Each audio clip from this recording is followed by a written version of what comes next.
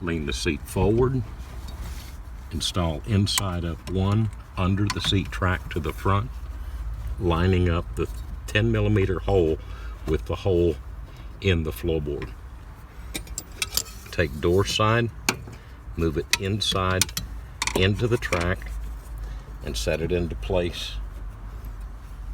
Go to inside up number 2, set the block in place, making sure the 10mm dowel pin is going down through this bracket and into the 10mm hole in the back. Take the door side, set it into place, dropping it in to the front, and lower the seat back down. Using the new longer bolts, set it in place. Make sure to hand tighten them only, that you don't get them at an angle to where they can cross thread. Sorry.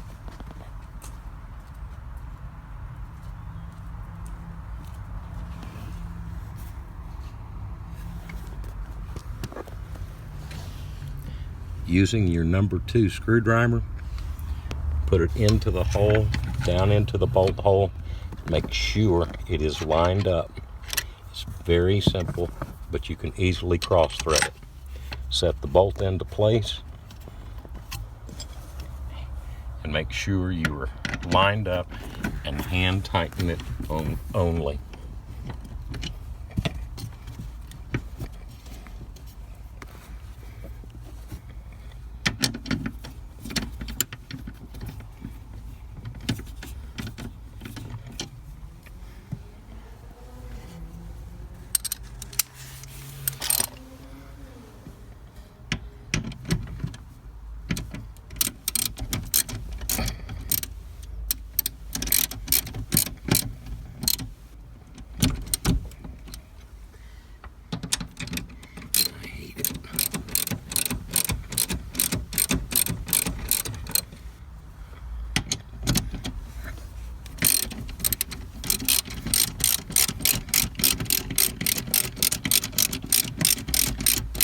This is the only critical step. You're trying to be careful that you don't accidentally get that cross threaded as you're getting it in. The door side's very easy to get to. The inside, you're reaching over, so you need to be careful with that step.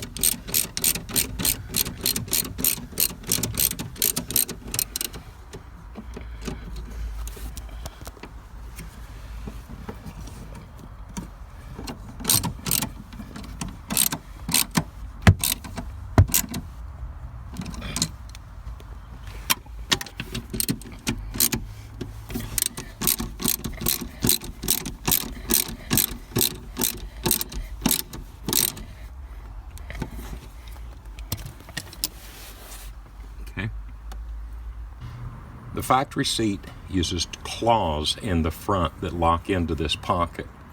When the long bars coming on it lock on each side of the factory seat rail, what happens is when we've raised the seat up, we've lost the tension on the claws.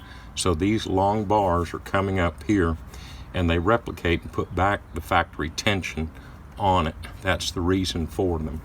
And the little channel that's in here locks it into place to where it can't wiggle or come out. This is back in place. That's the factory block. This is the new cover that comes with your kit. You have this electric seat all the way back and you set it onto that rail, bring it around into place. There's a pocket here that it goes into, onto the factory rail, click it in, and that is exactly how the kit fits. This is exposed now, and the cover does not go back on the rear.